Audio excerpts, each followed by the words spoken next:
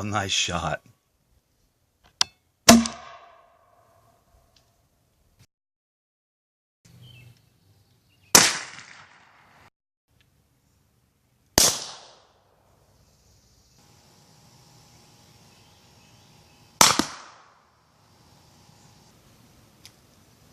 Hey YouTubers, Shel Sullivan here. Welcome to my channel. This is going to be a very long instructional video showing you my design that I've created. I call it a side-loading gun cotton combustion chamber. This design is the core component in many upcoming videos that you'll see me release shortly. So once you learn how to build this, then all my next designs will become possible. Now, this video is for educational purposes only. Don't try to build and ignite gun cotton with such a device unless you're an expert at this kind of thing. This will electrically ignite gun cotton when current is applied to these two terminals at the back.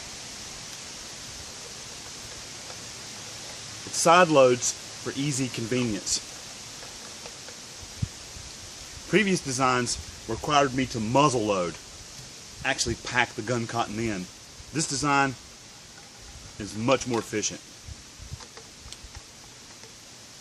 When the gun cotton is ignited in this chamber, the gases build up with an incredible amount of pressure, which will allow you to attach barrels and other devices to use that gas and put it to work. For example,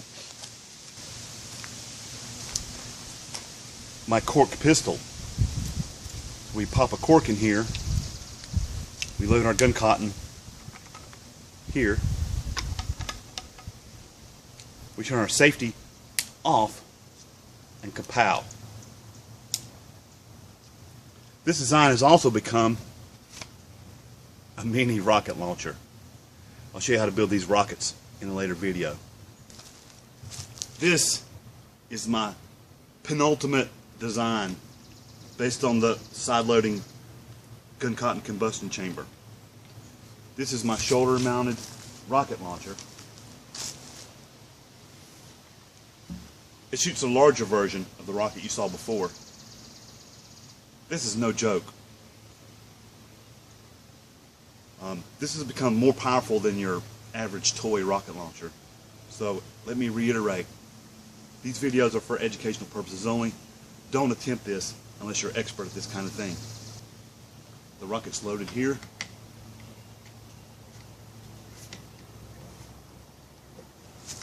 Your gun cotton is loaded here. Your safety is released. Pow.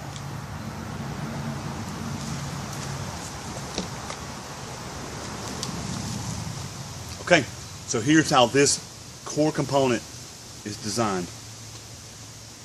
Let's get on with it. These are the materials you'll need for the side-loading PVC constructed nitrocellulose combustion chamber. First, you'll need some PVC materials.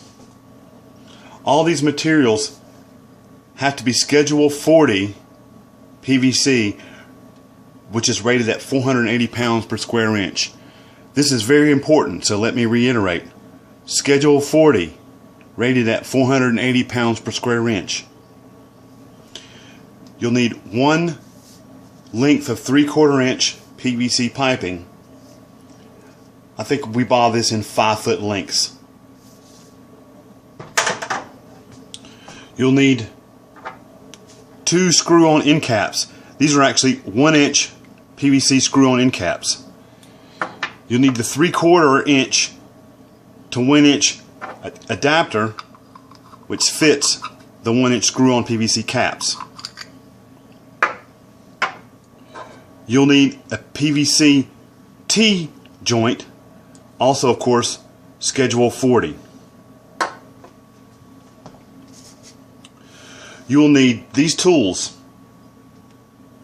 some pliers, possibly 2 sets of pliers, a saw, a drill with a 5/32 inch bit. You'll need an old hair dryer, and you'll need some 5-minute epoxy. You'll need a tape measure, some 60 grit sandpaper. You'll need a marking device. I'm using a Sharpie. And you'll need these two parts. These are 1024 rated threaded rod. It says zinc plated. That has to be that because this will conduct electricity. And you'll need a pack of 1024 zinc hex nuts. Actually, this is a pack of 20, but you'll only need 10 for this design.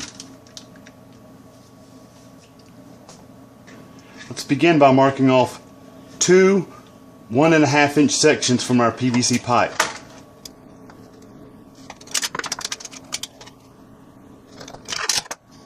Now we're going to cut these two 1.5-inch lengths of the 3/4-inch PVC tubing.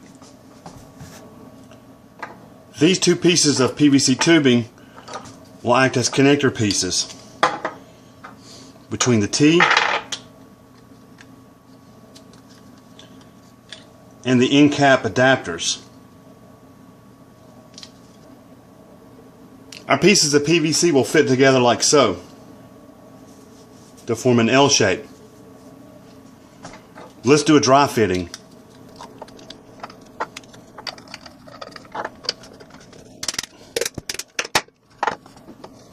These pieces form this L shape.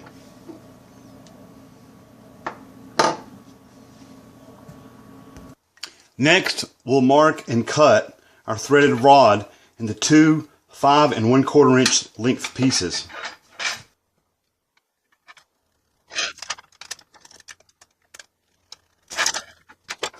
These two cuts will be made with a hacksaw. After cutting our threaded rods, you may find it useful to sand the ends to smooth them out to facilitate the nuts screwing on more easily.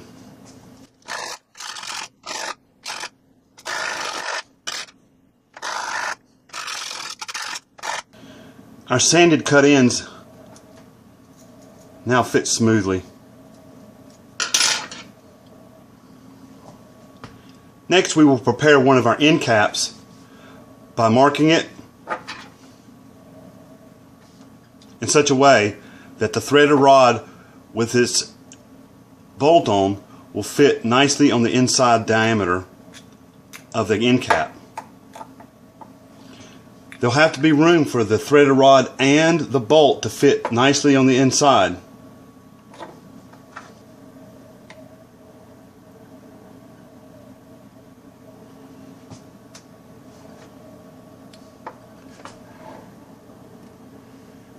I've made a mark to indicate where the threaded rod's hole should be drilled.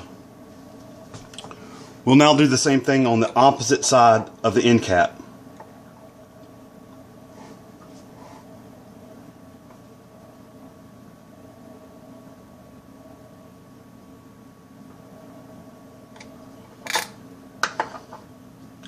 Marking our end cap thusly will ensure that we have room for our threaded rod and our bolt to fit snugly on the inside of the end cap. A block of scrap wood protects my work surface.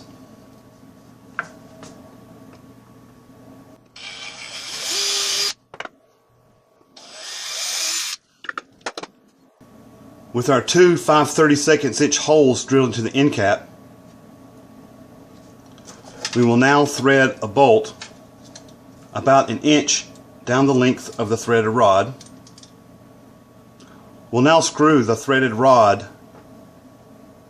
through the inside of the end cap until the inner surface butts up against our bolt. Final adjustments for length can be made later. This can be quite difficult. Our 5/32" hole is just narrower than the diameter of our threaded rod. But that's important because we want a relatively airtight seal between the threaded rod and the end cap. I found that the drill can be useful in this step.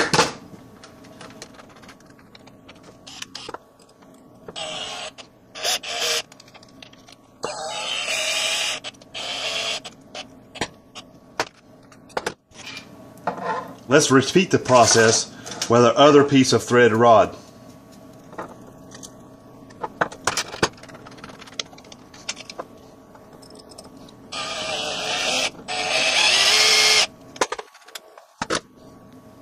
As you can see, an adjustment needs to be made.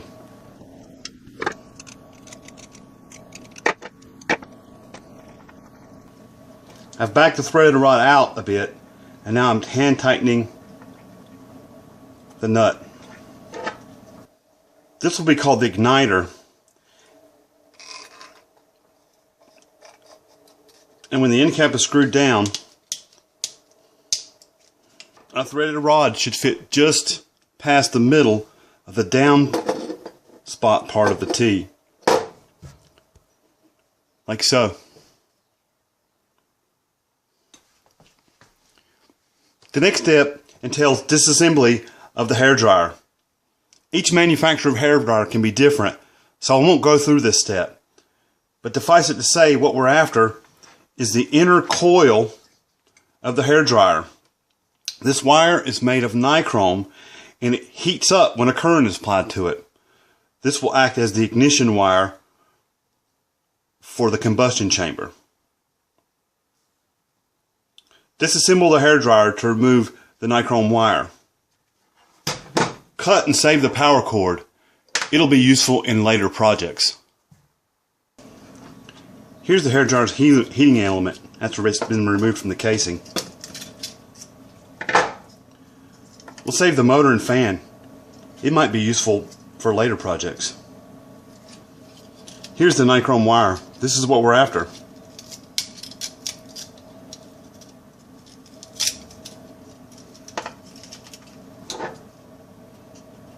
We'll go ahead and cut about 3 or 4 inches off.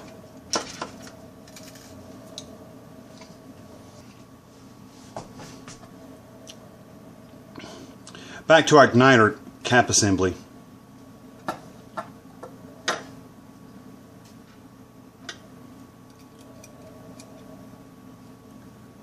Thread the internal part of the rod with 2 bolts.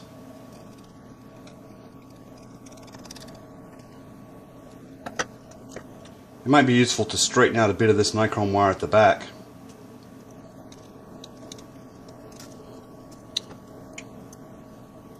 Make a C-shape hook. Thread a second bolt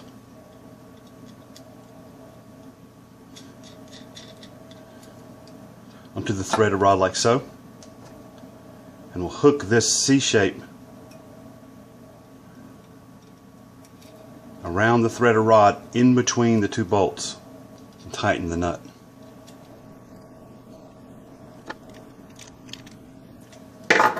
This will ensure electrical conductivity between our threaded rod and our Nichrome wire. And this design is easy because it doesn't require any soldering. Bend the remaining part of the Nichrome wire into a U shape so that it extends vertically about 1.5 inches above our threaded rod supports.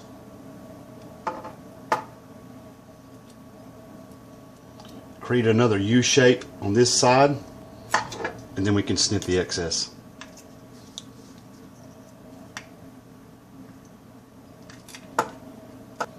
We'll now thread a second bolt onto this piece of threaded rod, securing the other end of our Nichrome wire.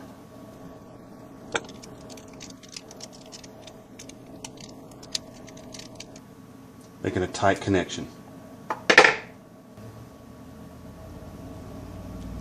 This will be our igniter wire, which will set off the gun cotton.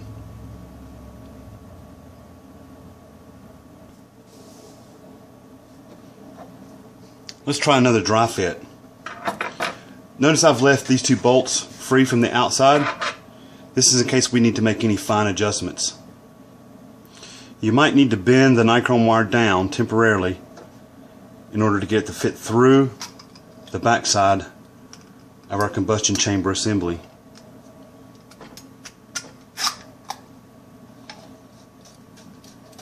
Screw it down hand tight.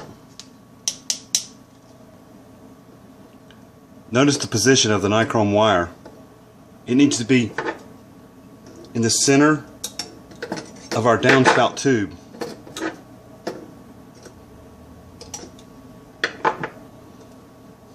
Our gun cotton will be placed in this side so that it rests on top of the nichrome wire and can be ignited with a current applied to these two poles of the threaded rod. It's very important that the two pieces of threaded rod do not touch each other on the inside. Otherwise, it'll pass through the bolts and not through the high resistance nichrome wire. A slight bit of pressure can bend out these threaded rods to flex them away from each other. This will ensure that we don't have a short circuit between these two bolts.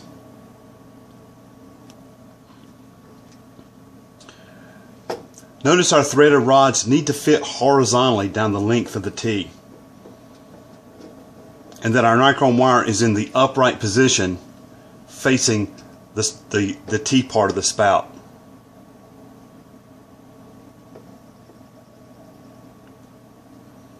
This is important. After we glue our pieces together, this type of adjustment will no longer be able to be made. I'm going to mark the position of this joint to ensure that when this joint is glued together, the screw cap will fit properly and our nichrome wire will be placed at the correct angle. Our placement looks good. We can now screw on 2 more bolts to the end terminals of our combustion chamber. Tighten them snugly.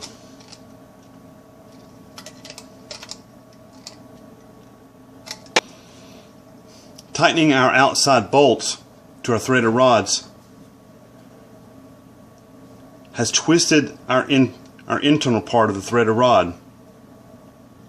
That's because this end cap is actually slightly concaved on the back. But no worries. The threaded rod is pretty flexible and can be bent back into its proper shape.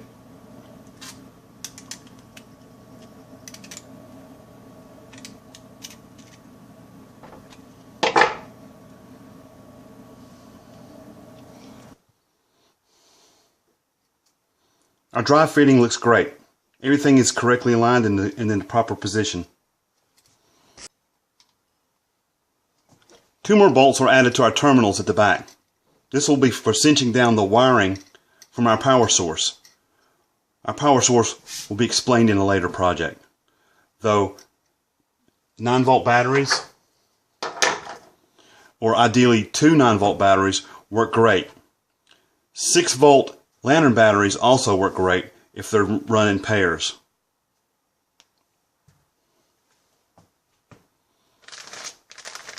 At this point, the system can be checked for shorts.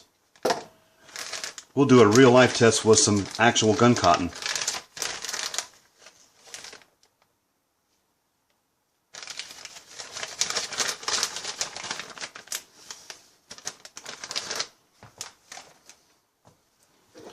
The gun cotton will eventually reside at the bottom of that T, resting directly onto the nichrome wire.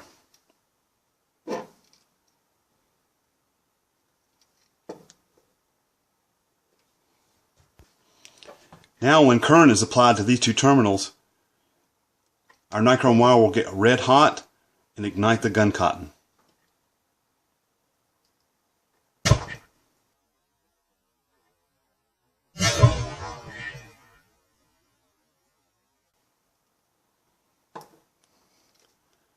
Success.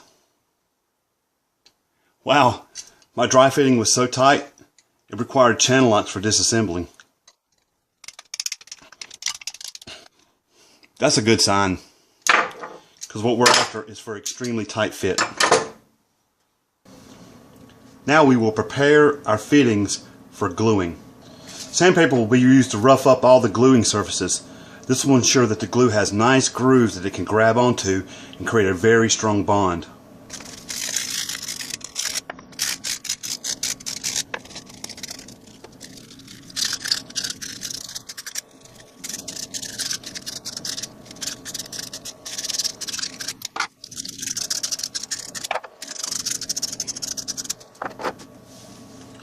won't be using PVC cement for the gluing, but I'm sure it would work perfectly. But I've tested this and it works great with a 5-minute epoxy.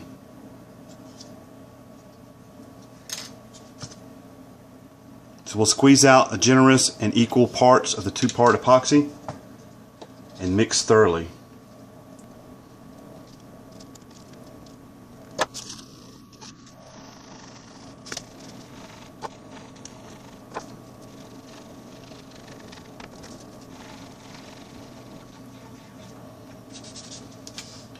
We'll now apply the glue. It's a good idea to have an old rag or some paper towels handy. Let's begin with the downspout.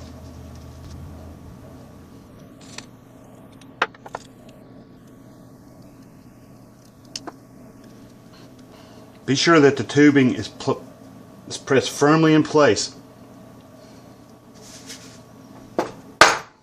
All the way in place. And wipe out any excess that leaks out through the inner joints.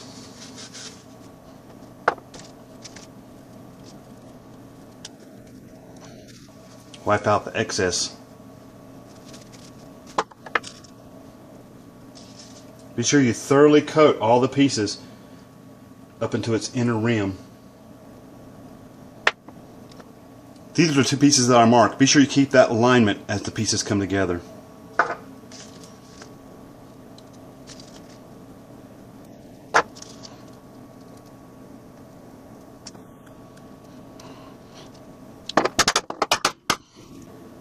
I've had quite a bit of excess cement, but that's a good sign. That means I've got it thoroughly coated. We'll just clean that excess right off.